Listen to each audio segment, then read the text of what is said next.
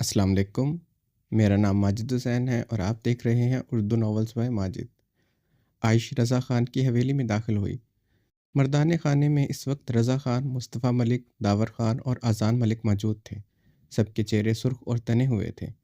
وہ لوگ ابھی ابھی شکار سے آئے تھے اور انہیں آتے ہی پتہ چلا عائش ملک نے کیا کیا۔ مصطفیٰ ملک، رضا خان، داور خان کے چہرے سب سے زیادہ سخت اور تنے ہوئے تھے۔ وہ لوگ اپنے غصے پر بامشکل قابو پائے خود پر ضبط کیے بیٹھے تھے۔ عائش ملک مردانے کے راستے حویلی میں داخل ہوئی۔ مصطفیٰ ملک اور اذان ملک کو دیکھتے عائش ملک کی آنکھوں سے بہتے آنسوؤں میں اضافہ ہوا تھا۔ پاپا! عائش ملک روتے ہوئے تیزی سے ان کی طرف بڑھی۔ رک جاؤ، قریب مت آنا میرے۔ مصطفیٰ ملک صوفے سے اٹھتے عائش کو دیکھتے گرجے تھے۔ پاپا! عائش نے بے یقینی سے مصطفیٰ ملک کی طرف دیکھا۔ وہ سب کے سامنے اس پر چیخ رہے تھے۔ پاپا ایسا کچھ نہیں ہوا، وہ زاویار خانزادہ جھوٹ بول رہا ہے، وہ ایک نمبر کا ظالم جابر بغیرت انسان ہے۔ عائش! مصطفیٰ ملک نے چیختے ہوئے عائش کو تھپڑ مارنے کے لیے ہاتھ اٹھایا۔ اذان ملک اسی لمحے مصطفیٰ ملک کے مقابل آئے۔ مصطفیٰ ملک کے مقابل آتے عائش کو اپنی بیک پر کر گیا تھا۔ کیا کر رہے ہیں پاپا؟ عائش پر ہاتھ اٹھا رہے تھے آپ؟ اذان ملک نے مصطفیٰ ملک کو بے یقینی سے دیکھتے عائش کو اپنے بازوؤں کے حلقے میں لیا۔ عائش بے یقینی سے مصطفیٰ ملک کو بھیگی آنکھوں سے دیکھ رہی تھی۔ جو یوں سب کے سامنے اس پر ہاتھ اٹھائیں گے اسے یقین نہیں آ رہا تھا۔ تو کیا کروں؟ بتاؤ پھر کیا کروں میں؟ یہ جو آج اس نے کیا، اسے یہ سب کرنا زیب دیتا ہے؟ مصطفیٰ ملک غیظ و غضب سے چیخے تھے۔ کیا کیا ہے میں نے پاپا؟ کیا کیا میں نے؟ ظلم کے خلاف آواز اٹھانا کیا غلط ہے؟ وہ زاویار خانزادہ فرعون بنا ہوا ہے۔ آپ سے اچھی موم ہے جنہوں نے میرا ساتھ دیا، اور آپ اس زاویار خانزادہ کو سبق سکھانے کے بجائے مجھ پر چیخ رہے ہیں، وہ بھی یوں سب کے سامنے۔ عائش ملک نے جواباً چیختے رضا خان اور داور خان کو دیکھا۔ ان کے سامنے اسے مصطفیٰ ملک کا چیخنا اور ہاتھ اٹھانا اسے سوئیوں کی طرح چبھا تھا۔ دیکھو اس کی طرف، اسے ذرا بھی احساس نہیں ہے اس نے جو کیا، اور صبرینہ بھی کم عقل ہے۔ مجھے اندازہ نہیں تھا، یا پھر یہ عورت مجھے ہر چیز میں ایکسپیکٹیشن کرنا چاہے گی۔ یہ بھی تو اسی کی بیٹی ہے۔ مصطفیٰ ملک نے عائش کی طرف دیکھتے کرب زدہ لہجے میں کہتے لب بھینچے۔ موم کی بیٹی ہوں، آپ کی نہیں ہوں کیا پاپا؟ عائش کا استفہامیہ لہجہ شدت سے بھیگا تھا۔ ہاں نہیں ہو، اسی کی بیٹی ہو، اسی عورت کی بیٹی ہو جسے پتہ ہی نہیں عورت کی عزت کیا ہوتی ہے، اور تم بھی اسی کے نقش قدم پر چل رہی ہو۔ مصطفیٰ ملک سرد برفیلے لہجے میں عائش کی آنکھوں سے بہتے عارض کا حصہ بنے تھے۔ ماما کی ہی بیٹی ہوں میں پاپا، آئندہ مجھے اپنی بیٹی مت کہیے گا۔ میں چلی جاؤں گی ماما کے پاس، واپس نہیں آؤں گی کبھی بھی آپ کے پاس۔ عائش نے اپنے آنسو صاف کرتے سرد سپاٹ لہجے میں لرزتے لبوں سے دھمکی دی۔ مصطفیٰ ملک عائش کو سرد سرخ چہرے کے ساتھ ضبط کے ساتھ دیکھ رہے تھے۔ عائش کی بات پر ان کے چہرے پر درد و کرب کی لہر دوڑی تھی۔ رضا خان یہ دیکھتے مصطفیٰ ملک کی طرف بڑھے۔ مصطفیٰ ملک اپنے بچوں، اپنی بیوی سے کتنی محبت کرتے تھے وہ جانتے تھے۔ صبرینہ ملک سے آج بھی وہ دیوانوں کی طرح محبت کرتے تھے، تبھی تو آج تک اسے طلاق نہیں دے سکے تھے۔ مگر دن رات چلتے انہیں دل کی بیماری ہو گئی تھی۔ انہیں اکثر دل میں درد رہنے لگا تھا، وہ بیمار رہنے لگے تھے۔ عائش کی بات پر ان کے چہرے پر تاریک سائے لہرائے صاف دکھائی دیے تھے۔ بیٹی ہے، آرام سے بات کرو مصطفیٰ، بیٹیوں پر ہاتھ نہیں اٹھاتے۔ رضا خان نے مصطفیٰ ملک کے کندھے پر ہاتھ رکھا، انہیں کام ڈاؤن کرنے لگا۔ بابا، اس نے اچھی حرکت نہیں کی جو اس نے اچھے طریقے سے بات کی جائے۔ کیا ہمارا حویلی کی کوئی عورت اس طرح کرتی ہے، اور آپ اس سے اچھے طریقے سے بات کرتے یا جان سے مار ڈالتے؟ داور خان عائش کو سرد نگاہوں سے گھورتے ہوئے بولا۔ داور خان کی سرخ آنکھیں عائش پر گڑی دیکھ کر اذان ملک نے گھور کر داور خان کو دیکھا تھا۔ داور خان کا عائش کو یوں گھورنا اسے پسند نہیں آیا تھا۔ داور، مہمان ہے ہمارا یہ لوگ، عائش تمہارا چھوٹی بہنوں کی طرح ہے۔ رضا خان نے سختی سے داور خان کو ٹوکا تھا۔ مہمان ہے بابا، اسی لیے کہہ رہا ہوں، عائش کا عزت ہمارا عزت ہے۔ جس طرح یہ زاویار خانزادہ کی حویلی گئی، اپنے گارڈ سے فائرنگ کروائی۔ جانتے ہیں نا زاویار خانزادہ کتنا خطرناک ہے، کتنا اثر و رسوخ والا ہے، کتنا طاقتور ہے وہ۔ یہ اس کا اچھائی ہے جو اس نے عائش کو کچھ نہیں کہا، اپنی حویلی کی عورتوں کے درمیان اسے عزت سے بٹھایا، اپنا چادر اسے دیا، ایک لفظ اسے نہیں کہا، ایک نگاہ اس پر نہیں ڈالی، صرف اس لیے کہ یہ ہمارا مہمان ہے۔ میری دوستی کا خیال اس نے صرف کیا۔ داور خان کی بات پر عائش کی آنکھیں پھٹنے کی حد تک کھل گئی تھیں۔ وہ ظالم نہیں، شاطر بھی تھا۔ اسے 4 گھنٹوں اپنے واش روم میں بے دردی سے باندھ کر اس کی توہین حقت کرتے اس نے سب کو یہ کہانی سنائی تھی۔ زاویار خانزادہ کے لیے عائش ملک کی نفرت میں اضافہ ہوا تھا۔ اس کا دل کر رہا تھا چیخ چیخ کر سب کو بتائے زاویار خانزادہ نے اس کے ساتھ کیا کیا، مگر وہ جانتی تھی اس سے اسے کوئی فرق نہیں پڑے گا، الٹا اس کے کردار پر انگلیاں اٹھیں گی۔ وہ 4 گھنٹے زاویار خانزادہ کے واش روم میں بندی رہی تھی۔ یہ کیسے ممکن تھا؟ اس کی عزت سلامت تھی۔ عائش، تم نے یہ سب کیوں کیا؟ سب کلیئر ہو چکا تھا۔ مجھے فائر غلطی سے لگا تھا، میں بالکل ٹھیک ہوں۔ جس کے خلاف تم نے FIR کٹوائی وہ میرے ساتھ تھا، میں ارتضیٰ خان کے ساتھ اس کے ڈیرے پر موجود تھا۔ اب بتاؤ، اس حماقت کا کوئی جواز بنتا تھا؟ تم یوں اس کی حویلی میں پولیس اور گارڈ کے ساتھ چلی گئی۔ اذان نے عائش سے سخت استفسار کیا۔ عائش ملک بے یقینی سے یہ سب سنتے سرنفی میں ہلا رہی تھی۔ سب اس پر الزام ٹھہرا رہے تھے، اسے یقین نہیں آ رہا تھا۔ رضا خان، مجھے لگتا ہے مجھے بذات خود علیان خان سے معافی مانگنی چاہیے۔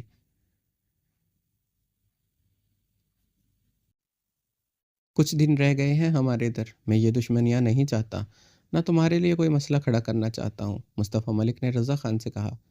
اس کا ضرورت نہیں مصطفیٰ، میں خود بات کر لوں گا علیان خان سے۔ رضا خان نے سنجیدگی سے مصطفیٰ ملک کی بات کی تردید کی۔ معافی میں ضرور مانگوں گا، میری بیٹی نے جو غلطی کی اس کی معافی اس کے باپ کو ہی مانگنا پڑے گی۔ مصطفیٰ ملک عائش کو دیکھتے لب بھیج گئے تھے۔ نہیں پاپا، آپ اس ظالم جابر فرعون سے معافی نہیں مانگیں گے۔ عائش اٹل لہجے میں بولتی مصطفیٰ ملک کی طرف بڑھی۔ سب نے غصے اور تعصب بھری نگاہوں سے اس کی طرف دیکھا۔ اذان، اس کو سنبھالو، مجھے کچھ دیر پہلے اس پر ہاتھ اٹھانے کا دکھ تھا، اب تعصب صرف اس بات کا ہے میرا ہاتھ اس کے گال لال کیوں نہیں کر سکا۔ مصطفیٰ ملک نے سرخ سرخ آنکھیں عائش پر ڈالی تھی۔ عائش پاپا کہہ رہے ہیں وہ سب دیکھ لیں گے، تم اب کسی معاملے میں نہیں بولو گی۔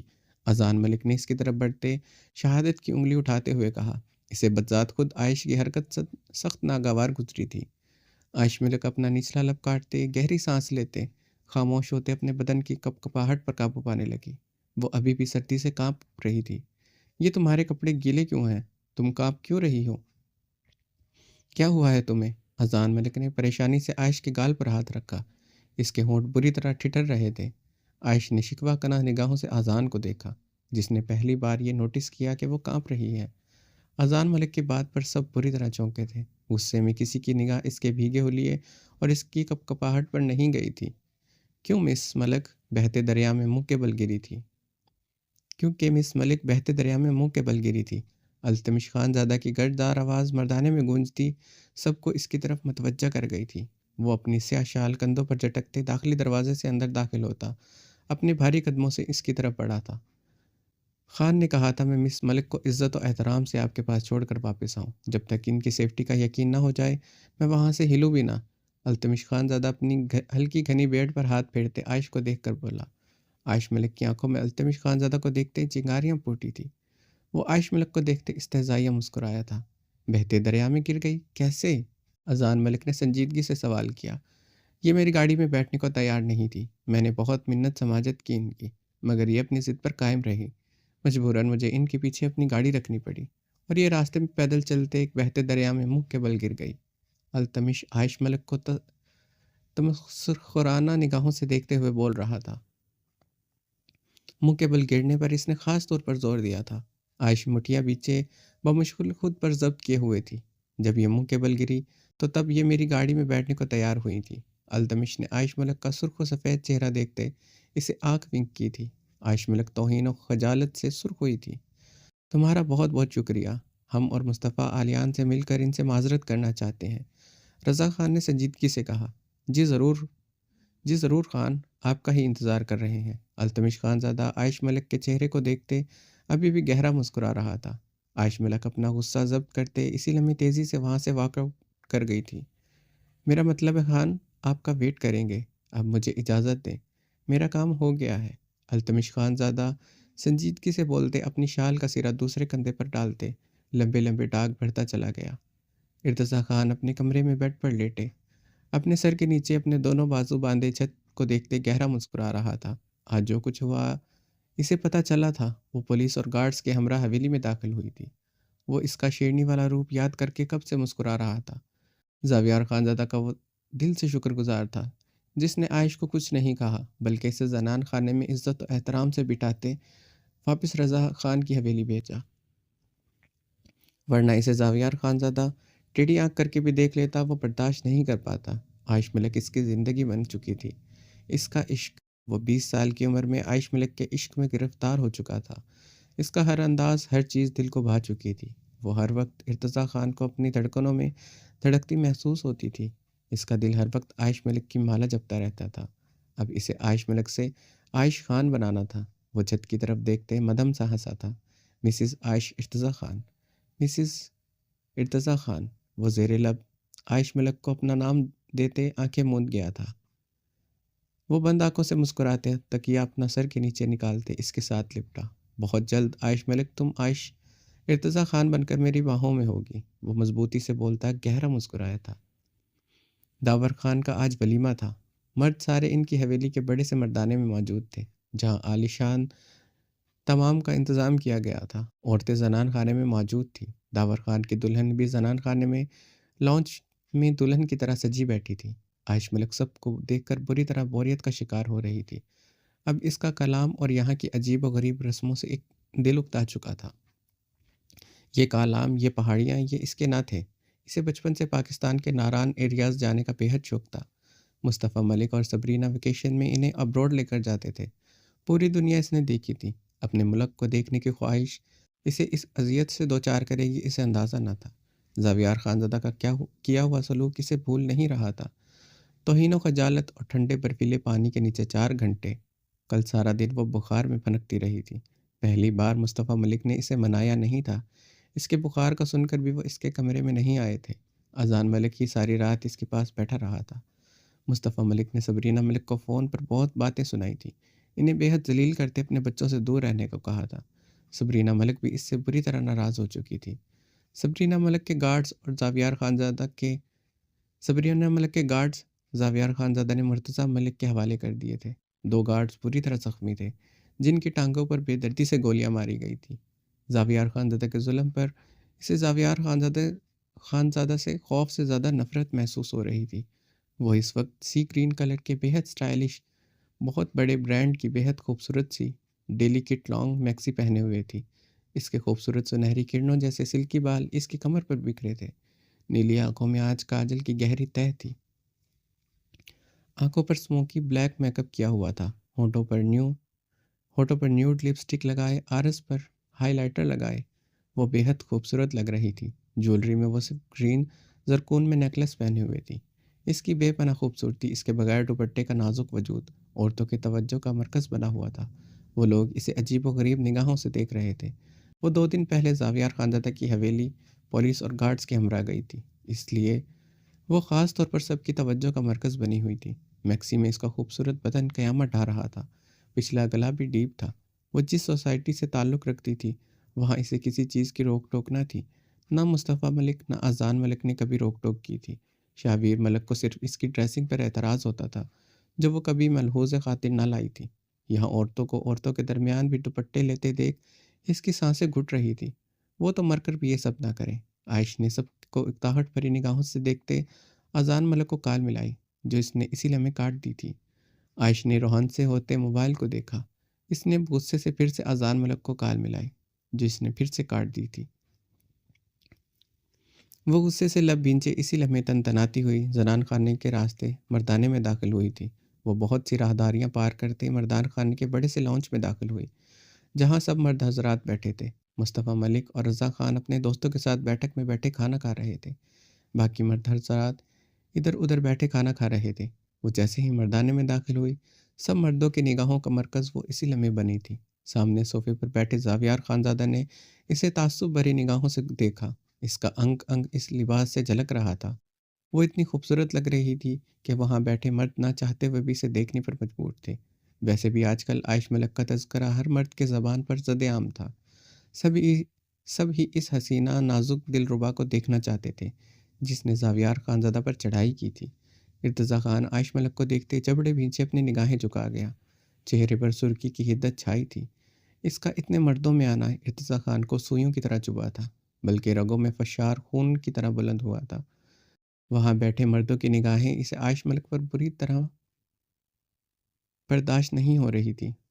پورے وجود میں مرچیں سے دہک رہی تھی۔ آذان، میری بات سنو۔ عائش نے زاویار خانزادہ کو گھورتے اونچی آواز میں دانت پیستے اذان ملک کو مخاطب کیا، مگر شعلہ بار نگاہیں زاویار خانزادہ پر ہی تھی۔ زاویار خانزادہ کھانے سے ہاتھ روکتے، اپنی ہلکی گھنی بیڑ پر ہاتھ پھیرتے، اسے سرد سرخ نگاہوں سے دیکھ رہا تھا۔ اذان، اپنی بہن کی بات سنو، اسے سمجھاؤ یہاں اتنے مردوں میں اس کا اس حلیے میں آنا مناسب نہیں۔ ارتضیٰ خان خود پر بمشکل قابو پاتے اذان سے مخاطب ہوا، جو صوفے پر عائش کو سرد کھا جانے والی نگاہوں سے گھور رہا تھا۔ عائش ملک پر وہ کوئی روک ٹوک نہ کرتا تھا، مگر یہاں کا ماحول ایسا نہ تھا کہ وہ یوں سب مردوں کے سامنے آتی۔ وہ عائش ملک کو گھورتے صوفے سے اٹھتا، غصے سے عائش کی طرف بڑھا۔ وہ اس کی کلائی نرمی سے تھامے لان سے باہر نکل آیا تھا۔ کیا کر رہی ہو یہاں؟ اذان ملک نے اسے مردانے میں ایک طرف لاتے غصے سے دبی آواز میں چیختے ہوئے سے استفسار کیا۔ کب سے تمہیں فون کر رہی ہوں، تم مسلسل میرا فون کاٹ رہے ہو۔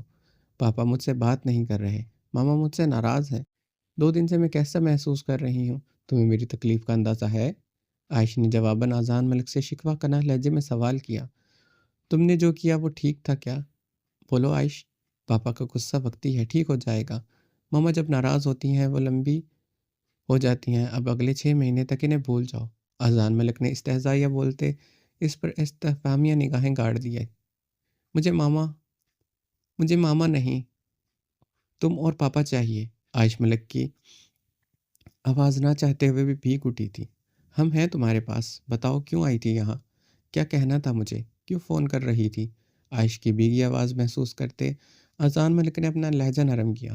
چھوٹی بہن تھی، بہت محبت بھی کرتا تھا، یہ الگ بات تھی، ان دونوں کی بنتی کم ہی تھی۔ کبھی ایسا سلوک کیا نہیں تم نے۔ بے شک ہم پیار سے زیادہ ایک دوسرے سے لڑائی جھگڑا کرتے ہیں، مگر تم یہ اچھی طرح جانتے ہو ہم پیار بھی ایک دوسرے سے بے حد کرتے ہیں، مگر پچھلے 2 دن سے تم اجنبی بن گئے ہو۔ عائش ملک نے شکوہ کناہ لہجے میں کہتے اپنی نیلی آنکھیں اپنی انگلیوں کے پورٹ سے صاف کی۔ زاویار خانزادہ کے حتیٰ کمیز سلوک کا سوچتے اس کی آنکھیں بار بار بھیگ جاتی تھی۔ کیا سلوک کر رہا ہوں بتاؤ مجھے؟ پرسوں ساری رات تمہارے پاس تھا، بخار اتر چکا ہے کیا؟ اب تمہاری پٹی سے لگ کر بیٹھ جاؤں؟ اپنی عادت کے مطابق وہ عائش سے زیادہ دیر نرمی سے بات نہیں کر سکتا تھا۔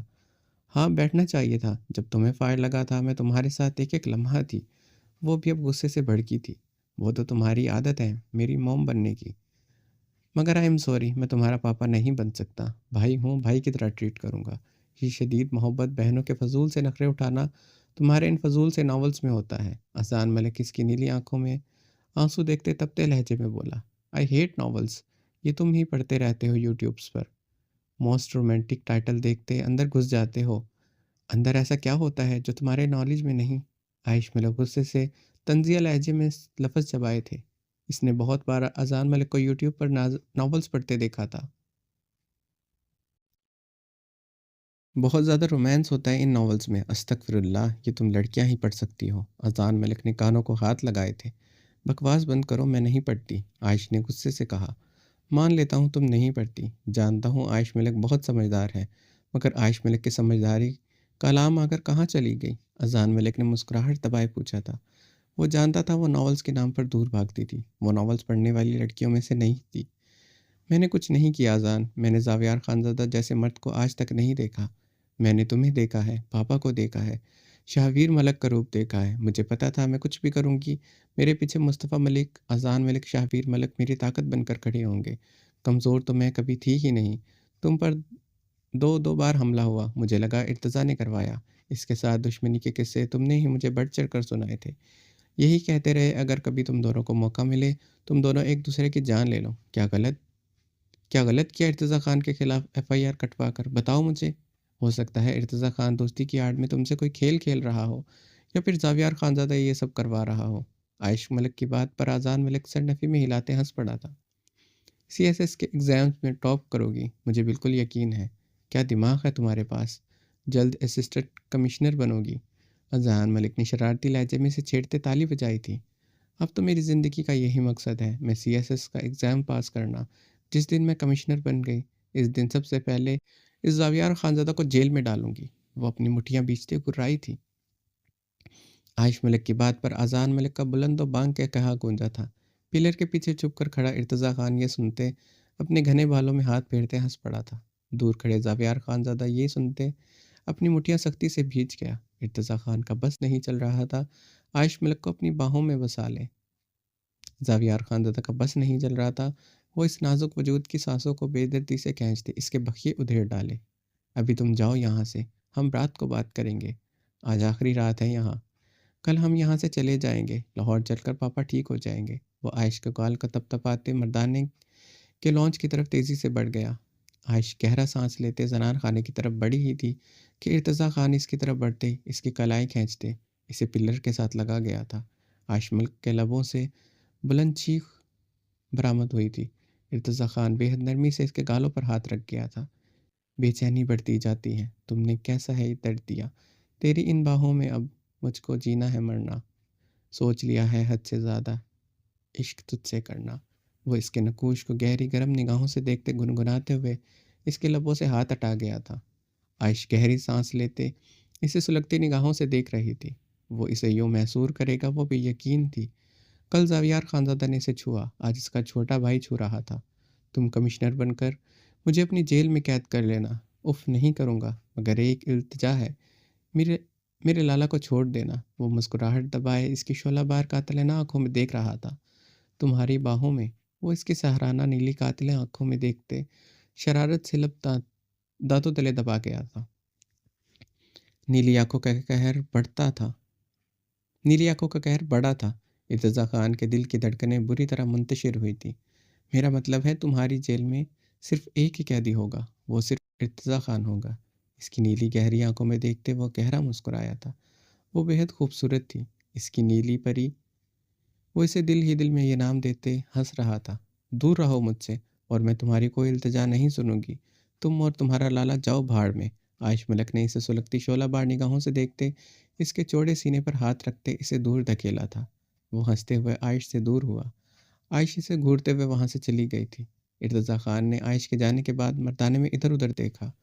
مردانے کے اس حصے کی طرف کوئی نہیں تھا۔ وہ بھرپور ہنستے ہوئے اپنے بالوں کو انگلیوں سے سنوارتے مردانے خانے کے لانچ کی طرف بڑھ گیا۔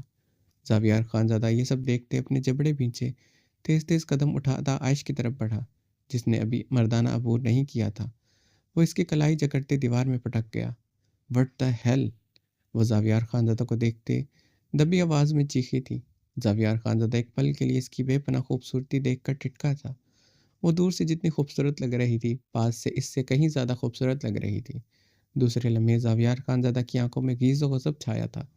دور رہو ارتضیٰ خان سے۔ زاویار خانزادہ نے شہادت کی انگلی اٹھائے برفیلے لہجے میں تنبیہ کی تھی۔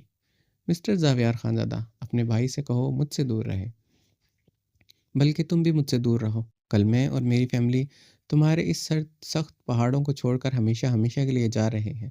ان پہاڑوں اور یہاں کے لوگوں سے مجھے سخت نفرت ہے۔ میں مر کر بھی اب کبھی یہاں نہیں آؤں گی، مگر جو تم نے میرے ساتھ کیا اس کا حساب ایک دن تم سے ضرور لوں گی۔ اس نے ایک ایک لفظ چباتے زاویار خانزادہ کی آنکھوں میں آنکھیں گاڑے اسے دونوں ہاتھوں سے دور دھکیلا تھا۔ وہ اپنی جگہ پر ویسے ہی چٹان کی طرح مضبوط جمع کھڑا تھا۔ وہ ایک انچ سے ہلا نہیں سکی تھی۔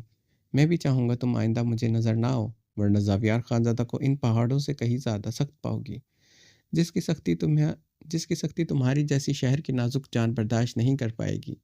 وہ اس کی نیلی آنکھوں میں دیکھتے سرد برفیلے لہجے میں وارن کرتا لمبے لمبے ڈاک بھرتا چلا گیا۔ ارتضیٰ خان کی گاڑی آندھی طوفان بنی حویلی میں داخل ہوئی تھی۔ وہ طیش و علم میں لمبے لمبے ڈاک بھرتا مردانے میں موجود اپنے کمرے کی طرف بڑھ گیا تھا۔ کمرے میں داخل ہوتے اس نے اپنے کمرے کی ایک ایک چیز اٹھا کر پھینکی تھی۔ اس نے بیڈ شیٹ بیڈ سے کھینچ کر اتاری تھی، کمبل اٹھا کر زمین پر پھینکا تھا۔ کمرے میں رکھے وارڈز ڈیکوریشن پیسز اٹھا کر وہ توڑ چکا تھا۔ اب وہ زمین پر بیٹھا اپنے بال جکڑے تھا۔ اذان ملک سے اسے ابھی ابھی پتہ چلا تھا کہ عائش ملک کی منگنی ہو چکی ہے۔ وہ شاپیر ملک کو پسند کرتی ہے۔ یہ سنتے اس کے سینے میں بھانبڑ چلے تھے۔ وہ کسی اور کی ہے، یہ ارتضیٰ خان سے برداشت نہیں ہو رہا تھا۔ وہ ٹوٹ کر بکھر رہا تھا۔ ارتضیٰ خان زمین پر بیٹھے پیٹ کو ٹیک لگائے اپنی نم سرخ آنکھیں چھت میں گاڑے ہوئے تھا۔ عائش کسی اور کی ہے، یہ سننا اس کے لیے اتنا تکلیف دہ تھا۔ جب وہ کسی اور کی ہو جائے گی یہ سب کیسے برداشت کرے گا؟ اس کا زخمی دل فگار ہو رہا تھا۔ سینے میں مدھم مدھم سا درد اٹھ رہا تھا۔ وہ دل پر ہاتھ رکھ کے رو دیا تھا۔ عائش صرف میری ہے، میں اسے کسی قیمت پر کسی کا نہیں ہونے دے سکتا۔ وہ دل پر ہاتھ رکھ کے روتے ہوئے شدت سے گرجا تھا۔ وہ بری طرح اپنے بال مٹھیوں میں جکڑے چیخ رہا تھا۔ 20 سال کی عمر میں وہ عشق کا ایسا روگ پال بیٹھا تھا جو اس کا دل سینے سے نکال رہا تھا۔ اس کے دل کی دھڑکنیں رک رہی تھیں۔ ارتضیٰ خان نے اپنی قمیض کی پاکٹ سے موبائل نکال کر عائش کا نمبر ڈائل کیا۔ اس نے 2 دن پہلے اذان ملک سے کسی بہانے سے موبائل لیتے عائش کا نمبر لیا تھا۔ عائش ملک نے مسکراتے موبائل کو دیکھا، جہاں شاویر ملک کے بہت سے میسیجز تھے۔ جانے جانا، مائی لو سویٹ ہارٹ، لائف جانم، میری زندگی، اور کتنے ہی سوری کے میسیجز تھے جس میں وہ بار بار اس سے معافی مانگ رہا تھا۔ وہ ہنستے ہوئے بہت مغروریت سے اس کے میسیجز پڑھ رہی تھی۔ شاویر ملک کو بہت انسسٹ کرنے پر تھوڑی دیر کے لیے اس کا موبائل دیا گیا تھا۔ شاویر ملک نے بہت بار کال بھی کی تھی جو عائش نے غصے سے اٹینڈ نہیں کی تھی، مگر اب میسیجز پڑھ کر اسے بے حد افسوس ہو رہا تھا۔ عائش نے شاویر ملک کے نمبر پر کال ملائی جو اب آف آ رہا تھا۔ وہ مایوسی سے دل پر اپنا موبائل رکھے تکیے پر سر رکھے لیٹی تھی۔ اس کی نیلی آنکھوں کے گوشے آنسو بہتے اس کے تکیے کو بھگو رہے تھے۔ I love you Shavir, I love you so much. اس نے مسکراتے ہوئے موبائل کی اسکرین پر اپنے لب رکھے۔ آئی لو یو ٹو۔ اس نے ڈھیروں ایموجیز کے ساتھ شاویر ملک کو میسیج سینڈ کیا تھا۔ میسیج کی بیپ پر عائش نے جلدی سے موبائل اسکرین پر دیکھا۔ میں جانتا تھا تم مجھ سے محبت کرتی ہو۔ میری محبت کی سچی آنچ تم تک نہ پہنچے یہ کیسے ہو سکتا تھا؟ تم ارتضیٰ خان کی ہو اور ہمیشہ رہو گی۔ عائش نے میسیج پڑھتے اپنی آنکھیں بے یقینی سے پھیلائی۔ وہ کرنٹ کھا کر اٹھ کر بیٹھی تھی۔ وہ شاویر والا میسیج کسی ان نون نمبر پر سینڈ کر چکی تھی جو اس کے میسیج فیڈ کی اسکرین پر سب سے اوپر تھا۔ عائش نے جلدی سے اسکرول کیا جہاں ڈیرو آئی لو یو کے میسیجز تھے۔ یہ ارتضیٰ خان کا نمبر تھا جس کے بہت سارے میسیجز تھے۔ وہ واٹس ایپ پر ارتضیٰ خان کا نام بھی شو ہو رہا تھا۔ وہ غلطی سے اسے میسیج بھیج چکی تھی۔ عائش ملک نے لب بھینچے ارتضیٰ خان کے نمبر اسی لمحے بلاک کرتے فون آف کر دیا تھا۔ عائش ملک نے صبح اٹھتے ہی اپنا فون آن کیا۔ اسے واٹس ایپ پر ڈھیروں مسڈ کالز اور میسیجز ریسیو ہوئے تھے جس پر ارتضیٰ خان لکھا ہوا تھا۔ وہ رات کو ایک نمبر بلاک کر چکی تھی۔ اب وہ اپنے دوسرے نمبر سے کالز کر رہا تھا۔ عائش نے غصے سے موبائل اسکرین کو دیکھا۔ یہ ارتضیٰ خان آخر چاہتا کیا ہے؟ وہ سمجھ نہیں پا رہی تھی۔ اسے کیسے اس سے یہ سب دھواں دھار عشق ہو سکتا تھا؟ وہ اس سے کیا چاہ رہا تھا؟ وہ کیا اس سے اپنے تھپڑوں کا بدلہ لے رہا تھا؟ یہ سب کچھ کر کے آخر کیا چاہتا تھا وہ؟ عائش نے اس کے ڈھیروں میسیجز پڑھے، وہ جس میں اپنے عشق کا اظہار کر رہا تھا بلکہ گڑ گڑا رہا تھا۔ عائش گہرے سانس لیتے اپنے سلکے سنہری بالوں کو مٹھیوں میں جکڑے ہوئے تھی۔ شاویر ملک کے بعد پہلی مرتبہ کسی مرد نے اسے اتنی شدت سے اپنے عشق کا اظہار کیا تھا اور اسے ارتضیٰ خان کے لفظ بری طرح چبھ رہے تھے۔ وہ شاویر ملک کے علاوہ کسی مرد کے بارے میں سوچ بھی نہیں سکتی تھی۔ ارتضیٰ خان کی کال پر اس نے غصے سے کھولتے اس کا فون اٹھایا۔ عائش، میں تم سے شدید محبت کرتا ہوں، عشق کرتا ہوں۔ تم میری ہو، صرف میری۔ میں تمہیں کسی اور کا ہوتے نہیں دیکھ سکتا۔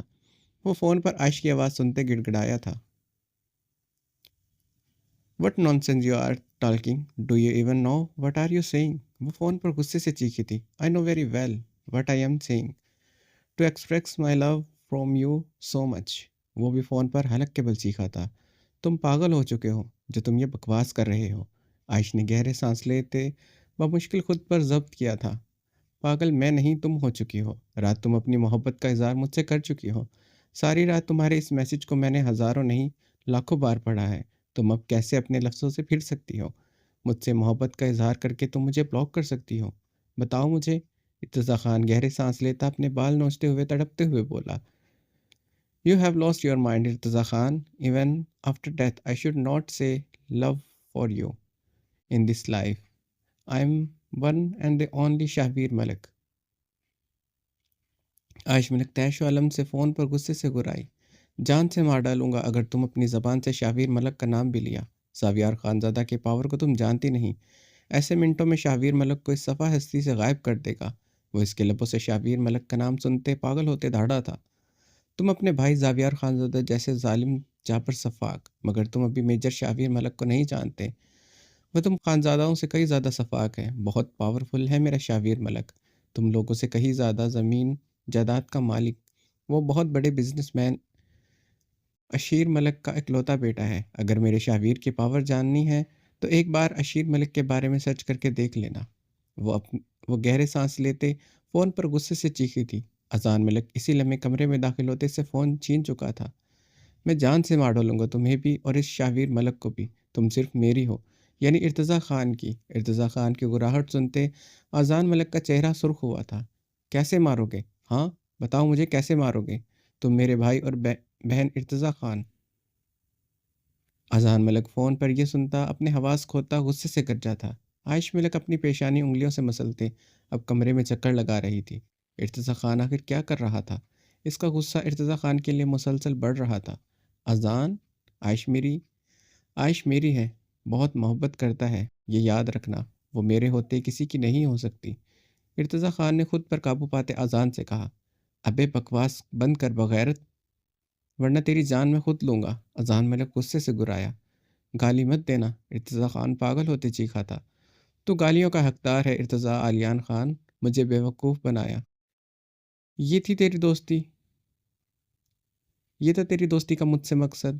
تو میرا دوست میری بہن تک پہنچنا چاہتا تھا، میں ہی پاگل تھا جو سمجھ نہ سکا۔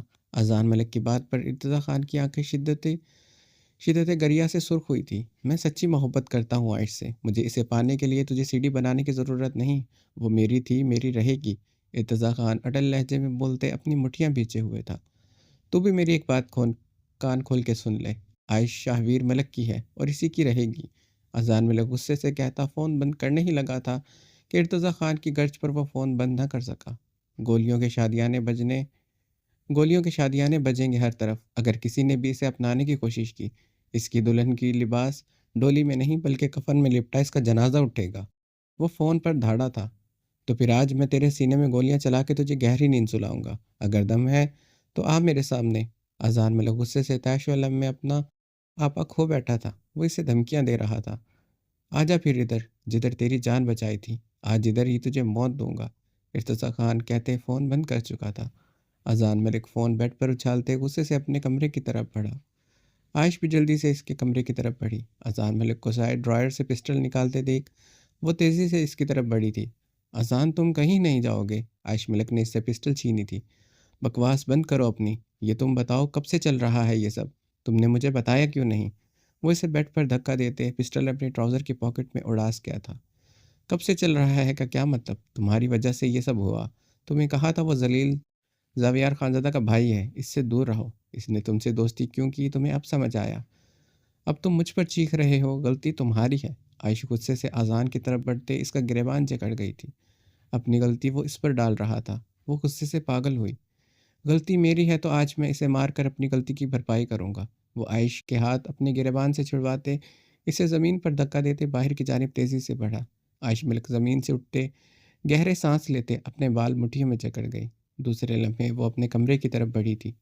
اس وقت حویلی میں رضا خان اور مصطفیٰ خان نہیں تھے، اور مصطفیٰ ملک نہیں تھے، وہ لوگ آج جا رہے تھے۔ داور خان کے ولیمے کے بعد رضا خان مصطفیٰ ملک اور باقی دوستوں کی طرف اپنے فارم ہاؤس کی طرف نکل گئے تھے۔ دوپہر تک ان سب کی واپسی ہونی تھی۔ دوپہر کو انہوں نے لاہور کے لیے نکلنا تھا۔ عائش ملک نے اپنے موبائل سے مصطفیٰ ملک کا نمبر ڈائل کیا جو آؤٹ آف ریچ جا رہا تھا۔ عائش ملک نے رضا خان کا نمبر ڈائل کیا، وہ بھی آؤٹ آف ریچ آ رہا تھا۔ عائش ملک بھاگتے ہوئے اب داور خان کے کمرے کی طرف بڑھی۔ داور بھائی، عائش ملک نے داور کے کمرے کا دروازہ دھڑ دھڑ کھٹکھٹایا تھا۔ اس وقت صبح کے 7 بج رہے تھے۔ گھر میں شادی کی وجہ سے سب تھکے ہارے اپنے اپنے کمروں میں گہری نیند سو رہے تھے۔ داور بھائی، عائش نے داور خان کو پکارتے دروازہ مزید زور سے بجایا۔ یہ لڑکی نہیں عذاب ہے، پتہ نہیں اب اس نے کیا وبال مچایا ہے۔ آگے ان لوگوں کی وجہ سے میری سہاگ رات 4-5 دن آگے ہوئی، اب یہ میری اتنی پیاری صبح خراب کرنا چاہتی ہے۔ گل مخانے، وہ پشتوں میں بولتے کمبل میں دبکی اپنی شرمائی لجائی بیوی کو خود کے ساتھ لپٹائے کمبل میں غروب ہو گیا تھا۔ عائش نے ایک بار بہت زور سے دروازہ کھٹکھٹایا تھا۔ داور کے دروازہ نہ کھولنے پر وہ بھاگتے ہوئے مصطفیٰ ملک کے کمرے میں داخل ہوئی۔ ان کے کمرے کے ڈرائر سے ان کی گاڑی کی چابی نکالتے وہ بھاگتے ہوئے کار پورچ کی طرف بڑھی تھی۔ کار پورچ میں مصطفیٰ ملک کی گاڑی میں بیٹھے وہ گاڑی کو بھگاتے کھلے گیٹ سے نکال کر لی گئی تھی۔ ارتضیٰ خان کی گاڑی کالام کی سڑکوں پر تیزی سے دوڑتی جا رہی تھی۔ وہ اپنی طرف کے شیشے ایک ہاتھ میں پکڑی پسٹل باہر نکالے فائرنگ کرتے ڈرائیو کر رہا تھا۔ You have lost your mind, Irtaza Khan, even after I dead. عائش ملک کے لفظ سماعتوں میں گونجے تو اس کی آنکھوں سے آنسو گرتے اس کے عارض پر بہے تھے۔ اس کی پسٹل سے نکلی گولیوں کی تڑتڑاہٹ میں اضافہ ہوا تھا۔ ارتضیٰ خان گہری سانس لیتے، نم زخمی سرخ آنکھوں ونڈو اسکرین سے نظر آتے پہاڑوں کو دیکھتے ڈرائیو کر رہا تھا۔ اپنے بھائی زاویار خانزادہ جیسے ظالم جابر صفاق، مگر تم ابھی میجر شاہویر ملک کو نہیں جانتے۔ وہ تم جیسے خانزادوں سے کہیں زیادہ صفاق ہے۔ بہت پاور ہے میرے شاہویر ملک میں، تم لوگوں سے کہیں زیادہ وہ زمین جائیداد کا مالک ہے۔ وہ بہت بڑے بزنس مین اشیر ملک کا اکلوتا بیٹا ہے۔ ایک بار اشیر ملک کے بارے میں سرچ کر کے دیکھنا۔ عائش ملک کے بے رحم لفظ اس کی جان نکال رہے تھے۔ وہ بازو سے اپنی بھیگی آنکھیں بار بار بے دردی سے مسلتے اپنے آنسو صاف کر رہا تھا۔ اسے کسی اور کے ساتھ سوچ کر ارتضیٰ خان کو اندازہ ہو رہا تھا وہ اس کا وقتی جنون نہیں، اس کی روح میں سما چکی ہے۔ اس کا فگار دل جیسے پہلو سے نکل رہا تھا۔ وہ اپنے گھنے بالوں میں انگلیاں پھیرتے نچلا بے دردی سے لاتوں تلے دبائے ڈرائیو کر رہا تھا۔ یکدم اس کی گاڑی کے ساتھ کسی کی گاڑی زور سے ہٹ ہوئی تھی۔ ارتضیٰ خان نے اسٹیئرنگ کو سنبھالتے بیک ویو مرر سے دیکھا۔ اذان ملک کی گاڑی اس کی گاڑی کے پیچھے تھی۔ وہ اپنی گاڑی کو اس کی گاڑی کے بمپر سے مار رہا تھا۔ ارتضیٰ خان اپنی گاڑی کا کنٹرول سنبھالتے اپنی پسٹل کا میگزین نکالتے اس میں گولیاں ڈالنے لگا۔ یکدم اس کی گاڑی پر فائر ہوا تھا۔ ارتضیٰ خان نے جبڑے بھینچے، بیک ویو مرر سے دیکھا۔ اذان ملک اس کی گاڑی پر فائر کر رہا تھا۔ ارتضیٰ خان نے اپنی گاڑی کی سپیڈ بڑھاتے اپنی پسٹل کا میگزین فل کیا ہی تھا کہ اس کے سینے پر آ کر بے دردی سے فائر لگا تھا۔ اس کے سینے سے بھل بھل خون بہہ رہا تھا۔ ارتضیٰ خان نے چیختے ہوئے دل پر ہاتھ رکھتے بے یقینی سے اپنے خون آلودہ ہاتھ کو دیکھا۔ اب اس نے زخمی بے یقین نگاہوں سے بیک ویو مرر سے اذان ملک کو دیکھا، جو اپنی گاڑی سے اس کی گاڑی پر ابھی بھی فائر کر رہا تھا۔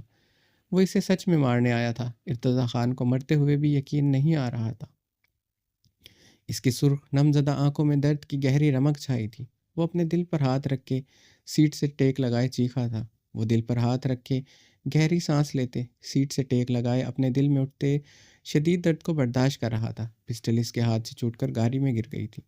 اس کے سرخ گہری آنکھوں سے آنسو اس کے عارض پر بہہ رہے تھے۔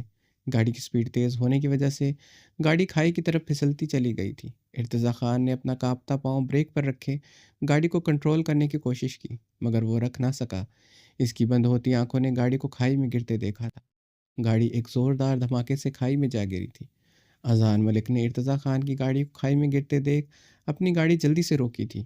وہ گاڑی سے نکلتے بھاگتے ہوئے کھائی کی طرف بڑھا۔ کھائی سے آگ کی لپٹ اٹھ رہی تھی۔ ارتضیٰ خان کی گاڑی میں آگ لگ چکی تھی۔ وہ پسٹل ہاتھ میں پکڑے بے یقین تھا۔ وہ ارتضیٰ خان کو گولی مار چکا تھا۔ اس کی وجہ سے ارتضیٰ خان کی گاڑی کھائی میں جا گری تھی۔ وہ پتھریلی زمین پر گھٹنوں کے بل بیٹھے اپنی پسٹل پکڑے ہوئے شاکڈ تھا۔ وہ اسے مارنا چاہتا تھا، مگر وہ اسے سچ میں مار دے گا وہ بے یقین تھا۔ 19 سال کا اذان ملک اب اپنے جیسے حواس کھو رہا تھا۔ دھمکیاں دینے اور مارنے میں کتنا فرق ہوتا ہے اسے آج پتہ چلا تھا۔ وہ جیسے تب اپنے آپے میں نہ رہا تھا۔ کھائی میں آگ کی لپٹیں شعلے دیکھتے غصہ ابال سب دیے کے مانند بجھ چکا تھا۔ اب تو بدن پر خوف دہشت چھائے اسے کپ کپانے پر مجبور کر رہا تھا۔ اذان ملک پسٹل ہاتھ میں پکڑے اونچا اونچا رونے لگا۔ وہ کیسے ارتضیٰ خان کو مار سکتا تھا جس نے اس کی جان بچائی؟ اس نے اسے ہی موت دے دی۔ وہ تو اتنی بے رحم، وہ بھی اتنی بے رحم۔ وہ آگ میں جل رہا تھا، وہ کچھ نہ کر پا رہا تھا۔ عائش ملک کی گاڑی اذان ملک کی گاڑی کے پاس آ کر رکی تھی۔ اذان گاڑی سے نکلتے چیختے ہوئے بھاگتے ہوئے اذان ملک کے پاس آئی تھی۔ عائش، میں نے ارتضیٰ کو جان سے مار دیا۔ میری نگاہوں کے سامنے اس کی گاڑی کھائی میں جا گری۔ وہ دیکھو، وہ آگ میں جل رہا ہے۔ اذان ملک روتے ہوئے عائش کے گلے لگا۔ کیا کہہ رہے ہو؟ عائش ملک کی آواز گلے میں گھٹی تھی۔ میں نے مار دیا، اس پسٹل سے اس کی جان لے لی۔ وہ روتے ہوئے عائش ملک کے گلے لگائے ہوئے تھا۔ عائش ملک گہرے سانس لیتے اذان ملک کو خود کے ساتھ لپٹائے تھر تھر کانپ رہی تھی۔ اذان ملک اونچا اونچا اب رو رہا تھا۔ عائش چاروں طرف سے گرے پہاڑوں اور گہری کھائیوں کو دیکھتے اپنے چکراتے وجود پر بمشکل قابو پائے ہوئے تھا۔ تم نے کچھ نہیں کیا اذان، عائش نے اسے خود سے الگ کرتے اس کے آنسو صاف کیے تھے۔ میں نے مارا ہے اسے پسٹل سے۔ وہ عائش ملک کو اپنے ہاتھوں میں پکڑی پسٹل دکھاتے اپنے حواس کھوتے چیخا تھا۔ نہیں مارا تم نے۔ وہ پسٹل اس کے ہاتھوں سے چھینتے اسے زمین پر پھینکتے حلق کے بل دھاڑی تھی۔ اس کی دھاڑ پہاڑوں سے گونجتی ان تک واپس پلٹی تھی۔ میری بات سنو آذان، ارتضیٰ کو تم نے نہیں مارا، یہ کسی کو نہیں پتا۔ میری بات سنو اذان، ارتضیٰ کو تم نے مارا یہ کسی کو نہیں پتا، یہاں کیا ہوا کسی کو کچھ نہیں پتا۔ ارتضیٰ خان کا وجود جل کر راکھ ہو چکا ہے، جب تک سب کو پتہ چلے گا ہم یہاں سے چلے جائیں گے اور گاڑی کھائی میں گر سکتی ہے۔ کتنی گاڑیاں ان کھائیوں کی نظر ہوئیں، کسی کو کیا پتہ چلے گا یہ حادثہ تھا یا قتل۔ وہ اذان ملک کا چہرہ ہاتھوں میں تھامے کپ کپاتے لبوں سے مضبوطی سے بول رہی تھی۔ قتل؟ اذان ملک عائش کا لفظ دہراتے شدت سے رونے لگا۔ قتل کیا میں نے؟ وہ پاگلوں کی طرح لفظ دہراتے رو رہا تھا۔ عائش ملک بھی اب شدت سے رونے لگی تھی۔ دونوں کے روتے ہوئے چیخیں پہاڑوں سے ٹکرا رہی تھی۔ چلو یہاں سے۔ وہ اذان ملک کو بازوں سے جکڑے اس کی گاڑی کی طرف بڑھی، دروازہ کھولتے اسے ڈرائیونگ سیٹ پر بٹھایا۔ اذان تمہیں یہ گاڑی چلانی ہوگی، ہمیں جلد از جلد یہاں سے نکلنا ہوگا، خود کو بچانے کے لیے تمہیں یہ کرنا ہوگا، عائش نے اس کا چہرہ تھامتے اس سے کہا۔ اذان ملک نے سر اثبات میں ہلاتے ہوئے گاڑی کی اگنیشن میں چابی گھمائی۔ عائش ملک اس کی گاڑی کا دروازہ بند کرتے اپنی گاڑی کی طرف تیزی سے بڑھی۔ اپنی گاڑی کی طرف بڑھتے اس نے ڈرائیونگ سیٹ پر بیٹھتے گاڑی سٹارٹ کرتے گاڑی رضا خان کی حویلی کی طرف موڑی تھی۔ اذان ملک اور عائش ملک کی گاڑیاں اب رضا خان کی حویلی کی طرف تیزی سے گامزن تھیں۔ ارتضیٰ خان کی گاڑی کھائی میں گرنے کی خبر پورے کلام میں جنگل کی آگ کی طرح پھیلی تھی۔ زاویار خانزادہ اور اس کے گارڈز کی گاڑی جائے وقوع کے جگہ زن سے آ کر رکی تھی۔ زاویار خانزادہ سرخ سر چہرے اور سرخ آنکھوں کے ساتھ گاڑی سے اترا۔ اس کے ساتھ التمش اور گارڈز کی گاڑیاں تیزی سے اترے تھے۔ وہ سب تیزی سے بھاگتے کھائی کی طرف بڑھے تھے۔ زاویار خانزادہ سیاہ شلوار قمیض پر سیاہ شال کندھوں پر ڈالے، تنے ہوئے نقوش اور ابری ہوئی نیلی رگوں کے ساتھ تیزی سے کھائی کی طرف بھاگ رہا تھا۔ وہ جتنی تیزی سے بھاگ رہا تھا اس سے زیادہ تیزی سے التمش خانزادہ بھاگ رہا تھا۔ اس نے گارڈز کو اشارہ کرتے تیزی سے پوری قوت سے زاویار خانزادہ کی طرف بڑھتے دوڑ لگا دی تھی۔ التمش خانزادہ اور اس کے گارڈز برق رفتاری سے زاویار خانزادہ کے پیچھے بھاگ رہے تھے۔ اس سے پہلے زاویار خانزادہ کھائی سے کودتا التمش اور گارڈز زاویار خانزادہ کو سینے کندھوں سے پیچھے سے جکڑ چکے تھے۔ زاویار خانزادہ اپنے ہوش میں نہیں تھا۔ ارتضیٰ! زاویار خانزادہ حلق کے بل پوری قوت سے خود کو چھڑوانے کی کوشش میں چیخا تھا۔ التمش اور گارڈز زاویار خانزادہ کو اپنی پوری طاقت لگائے اپنی طرف کھینچ رہے تھے۔ ارتضیٰ! وہ پاگلوں کی طرح کھائی کی طرف اپنے قدم بڑھاتے چیخ رہا تھا۔ مضبوطی سے جمے کھڑے پہاڑ یہ دل خراش چیخیں خود میں سما رہے تھے۔ کچھ دیر پہلے بھی انہوں نے یہ کربناک چیخیں سنی تھیں۔ چھوڑو مجھے اپنے ارتضیٰ خان کے پاس جانا ہے۔ زاویار خانزادہ اتنی شدت سے دھڑا کہ پہاڑ جیسے لرز اٹھے تھے۔ خان، نیچے گہری کھائی ہے، آپ کی جان چلی جائے گی۔ التمش چیختے ہوئے زاویار خانزادہ کو اس کے سینے سے جکڑے ہوئے تھا۔ زندہ رہنا بھی کون چاہتا ہے، ارتضیٰ خان نہیں تو زاویار خانزادہ نہیں۔ وہ حلق کے بل چیختے ہوئے خود کو چھڑوانے لگا۔ التمش خانزادہ اور 3-4 گارڈ زاویار خانزادہ کو جکڑے ہوئے تھے، مگر وہ زاویار خانزادہ کو قابو نہ کر پا رہے تھے۔ ارتضیٰ خان! وہ چیختے ہوئے خود کو چھڑوانے کی کوشش کر رہا تھا۔ زاویار خانزادہ کے پورے وجود کی رگیں ظاہر ہو رہی تھیں، چہرہ اور آنکھیں خون چھلکانے لگی تھی۔ زاویار خانزادہ کو وہ اپنی پوری طاقت لگائے قابو نہ کر پا رہے تھے۔ زاویار خانزادہ اپنی قمیض کی پاکٹ سے پسٹل نکالے ہوائے فائرنگ کرتے ہوئے چیخا تھا۔ گارڈز گولیوں کی گوند سے زاویار خانزادہ کو چھوڑتے پیچھے ہوئے تھے، مگر التمش خانزادہ اسے یوں ہی جکڑے ہوئے تھا۔ زاویار خانزادہ نے التمش کو دھکا دیتے اس پر پسٹل تانی۔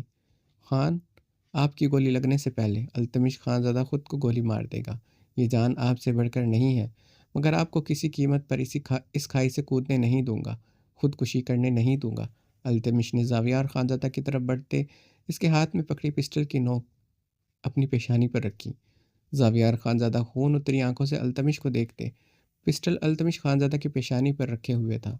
خان، ارتضیٰ چلا گیا، مگر اس کی گاڑی کیسے کھائی میں گری یہ آپ کو اور مجھے جاننا ہے۔ زاویار خانزادہ نے چیختے ہوئے پسٹل التمش خانزادہ کی پیشانی سے ہٹاتے آسمانی کتنے ہی فائر کر دیے تھے۔ ایک بار پھر سے پہاڑ گولیوں کی خطرناک آواز سے گونج اٹھا تھا۔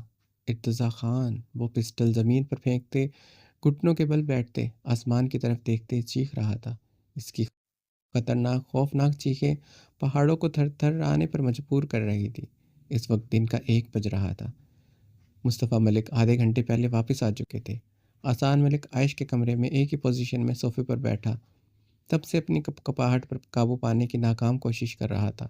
عائش نے اذان اپنے اور مصطفیٰ ملک کا سامان کی پیکنگ کر لی تھی۔ وہ مصطفیٰ ملک کی وجہ سے اسے اتنی دیر سے رکے ہوئے تھے۔ اگر وہ لوگ مصطفیٰ ملک کے بغیر چلے جاتے، ارتضیٰ خان کی موت کا شک شاید اذان پر جا سکتا تھا۔ مصطفیٰ ملک ان کی وجہ سے پریشانی میں آ سکتے تھے۔ وہ مصطفیٰ ملک کو کیسے چھوڑ کر جا سکتے تھے؟ ارتضیٰ خان کی گاڑی جل کر راکھ ہو چکی تھی۔ یہ کبھی پتہ چل ہی نہیں سکتا تھا کہ گاڑی کھائی میں گرنے سے پہلے ارتضیٰ خان کو گولی لگی تھی۔ عائش کو یقین تھا ارتضیٰ خان کی موت کا شک اذان ملک پر نہیں جا سکتا۔ وہ کیا کرے گا؟ اسے کچھ سمجھ نہیں آ رہا تھا۔ سوچ سوچ کر اس کے دماغ معاف ہو چکا تھا۔ چکر لگاتے لگاتے اس کی ٹانگیں شل ہو چکی تھیں۔ شاویر ملک کا فون آف تھا۔ لینڈ لائن پر کوئی فون نہیں اٹھا رہا تھا۔ سبرینا ملک سے رابطہ نہیں ہو پا رہا تھا۔ اذان ملک جیسے اپنے ہوش و حواس میں نہیں تھا۔ عائش ملک نے اپنے موبائل میں ٹائم دیکھا۔ آدھے گھنٹے تک نکلنے والے تھے۔ ایک بار وہ سب اس کلام سے نکل جاتے، وہ کبھی ان پہاڑوں اور یہاں کے رہنے والے لوگوں کی شکل نہ دیکھتی۔ عائش اذان کی طرف بڑھتے، اس کے قدموں میں گھٹنوں کے بل بیٹھتے اس کے دونوں ہاتھ جکڑ گئی تھی۔ تمہیں خود پر قابو پانا ہوگا۔ کسی کو تم پر شک نہیں ہونا چاہیے۔ ہم یہاں سے کچھ دیر تک سوات کے لیے نکل جائیں گے۔ وہاں سے ڈائریکٹ ہماری لاہور کی فلائٹ ہے۔ آج رات تک تم اپنی فلائٹ میں سپین ماما کے پاس چلے جانا۔ پہلے تو یہ ثابت کسی صورت نہیں ہو سکتا کہ ارتضیٰ خان کو تم نے مارا ہے۔ کل کو کچھ ہوتا ہے، یہ لوگ ہمارا کچھ نہیں بگاڑ سکتے۔ صرف ان پہاڑوں سے ہمیں ایک بار نکلنا ہوگا۔ صرف اس کلام سے نکلنا ہوگا۔ عائش کی آواز اب شدت سے بھیگ اٹھی تھی۔ اذان ملک نے عائش کی طرف دیکھتے کانپتے ہوئے اسبات میں سر ہلایا۔ وہ اس وقت 19 سال کا مرد نہیں بلکہ ایک چھوٹا سا بچہ لگ رہا تھا جو ان پہاڑ والوں سے خوف کھائے ہوئے تھا۔ چلو پھر اٹھو، پاپا باہر ہمارا انتظار کر رہے ہیں۔ عائش زمین سے اٹھتے اپنا اور اذان ملک کا ٹرالی بیگ گھسیٹتے ہوئے باہر کی طرف بڑھی۔ اس وقت وہ آف وائٹ کلر کی فراک میں ملبوس تھی۔ حسب معمول اس کے سنہری کرنوں والے بال کھلے تھے۔ اس نے کبھی اپنے بال باندھے نہیں تھے، نہ اسے عادت تھی۔ اذان ملک بھی عائش کی تلقین میں اس کے پیچھے تیزی سے بڑھا تھا۔ کہانی جاری ہے، اس کا بقیہ حصہ آپ اگلی قسط میں پڑھیں گے۔ اور اگر آپ کو یہ کہانی اچھی لگی ہے تو اسے لائک کریں اور اپنے دوستوں کے ساتھ شیئر کریں۔